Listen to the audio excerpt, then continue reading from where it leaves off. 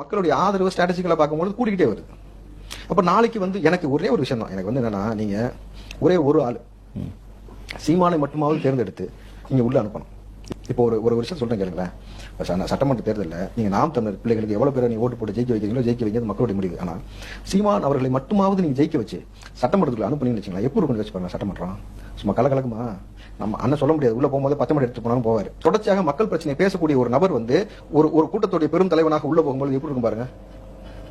அந்த என்ட்ரி எப்படி இருக்கும்? ஒரு ஹீரோ இன்ட்ரோடக்ஷன் மாதிரி இருக்குமா இல்லையா? அந்த இன்ட்ரோடக்ஷன் அவர் உள்ள போனார்னா நாளைக்கு திமுக காரன் இவர் ஆட்சியில பெருமளவு பங்கு வகிக்கிறாரு இல்லையோ, திமுக காரனோ அல்லது அதிமுகவோ அல்லது யார் தலைமைக்கு அங்க வந்தாலும் அவனை ஒழுங்கான ஆட்சி செய்வதற்கு கேள்வி எழுப்புவார். அப்ப ஒரு ஆட்சியை நல்ல நடத்துவதற்கு வழி நடத்துவதற்கு ஒரு நெருக்கடியை கொடுக்கக்கூடிய ஒரு தலைவராக உள்ள போனார்னா அப்பதான் அந்த அரசியல் தான் வேணும்னு நான் சொல்றேன்.